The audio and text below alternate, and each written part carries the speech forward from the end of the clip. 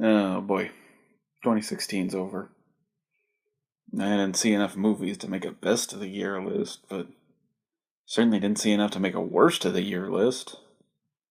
In fact, it feels like a lot of movies this year were just so pointless I avoided them. Like at least 10. Well, 2016's finally over, and it's no secret that Hollywood pumps out a lot of garbage just to turn a profit. And these films are a perfect example of that. Now, keep in mind, these aren't the worst films of the year. I can't say that. I didn't see these movies. What I can say is, these movies had the least potential. So here they are, the 10 most pointless movies I didn't even bother watching this year.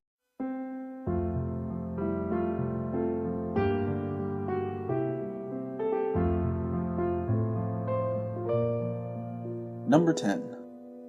Warcraft.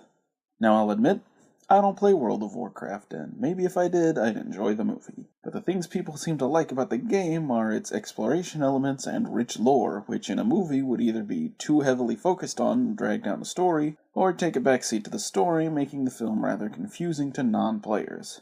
You know, the two things that ruin most video game movies displayed on an even grander scale. So yeah, fans of the game might be drawn to it, but as a movie fan, I think I'll skip this one.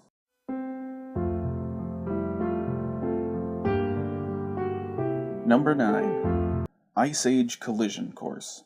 How the hell do Ice Age movies keep getting made? Didn't Ice Age come out in like 2001? That's 15 years. No one who saw the first movie cares anymore. That's ignoring the fact that even the second one was no good, meaning there's no hope of this series ever recovering. Well, this one didn't make much money, so hopefully this is the last we see of Ice Age. But somehow I doubt it.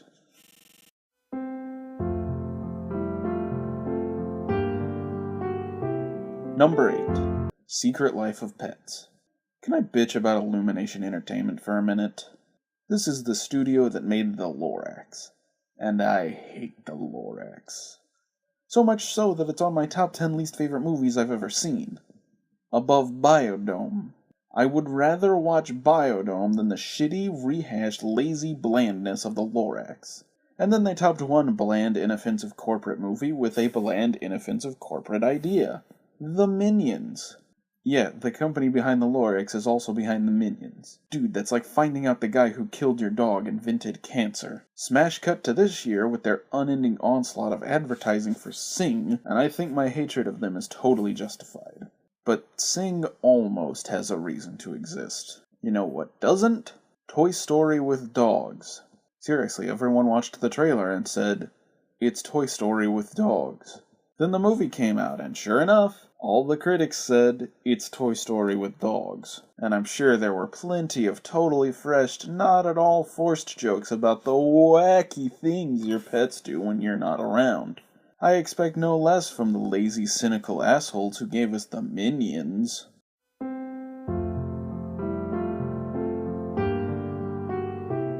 Number 7. Independence Day Resurgence. I'm not gonna say there was no potential for an Independence Day sequel. I'm saying all the potential for an Independence Day sequel went out the window by the early 2000s. Now, nearly 20 years after the first installment, we get a sequel to a movie that, let's all admit to ourselves, wasn't very good. It's a fun guilty pleasure, but it's by no means a good movie. And it's that fun guilty pleasure that a 20 years late sequel will never be able to capture. Independence Day belongs to the 90s. Leave it in the 90s.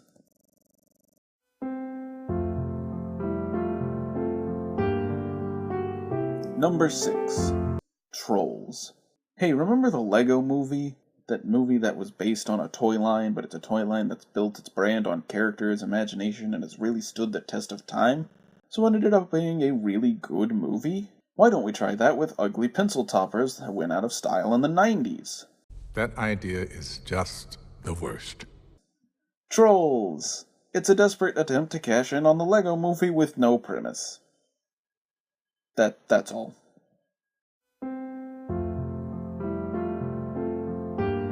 Number 5. Ben-Hur. You know what occurs to me that the closer I get to the number 1 spot, the less explaining I have to do? You know why a Ben-Hur remake is stupid. I know why a Ben-Hur remake is stupid. Why doesn't Hollywood know why a Ben-Hur remake is stupid? You know there was a Magnificent 7 remake this year? But at least it tried. It has Chris Pratt and Denzel Washington. That might be worth a Redbox rental. Ben-Hur has nothing. That's like making a remake of Citizen Kane or Casablanca. You are setting yourself up for failure.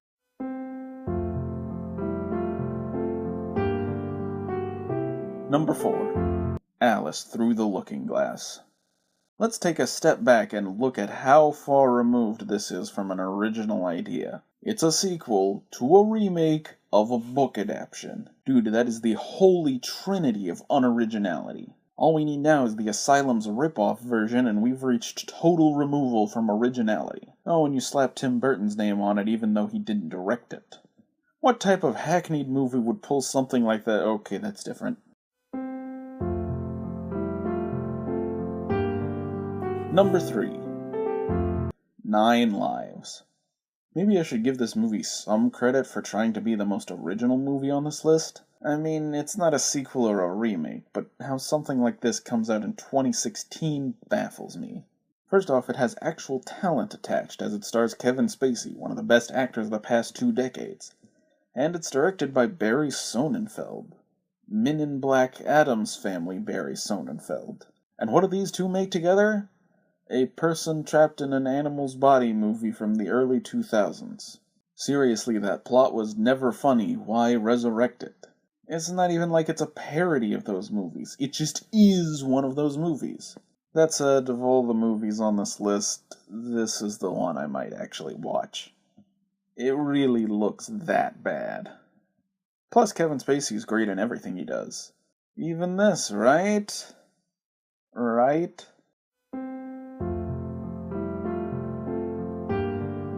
Number 2. Pete's Dragon. Maybe I'm showing too much restraint by not putting every one of Disney's live-action remakes on this list, but looking at the ones that came out this year, there's no contest for the most pointless. At least Jungle Book and Beauty and the Beast have audiences. Pete's Dragon is one of their least popular movies, and let me tell you folks, it's not good. Also, it's already live-action.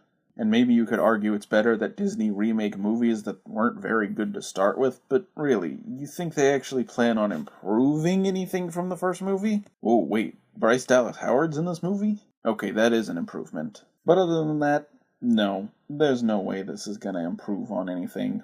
And the number 1 most pointless movie of 2016 is... The Angry Birds movie. The Angry Birds movie. I never understood the appeal of this app. Okay, it's a fun distraction, but I never got what made it so special over the thousands of slingshot-based games.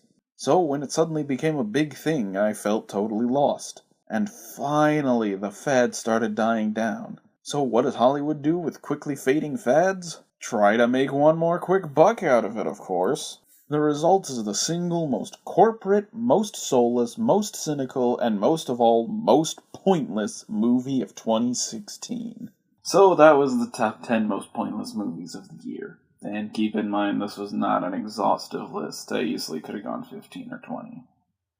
So let me know what you think. Did you see these movies? Were they as pointless as they seemed? What movies did you avoid because they seemed so pointless? Let me know, and I'll see you all in 2017, where hopefully Hollywood won't be making any more pointless cash grabs. Right? Well,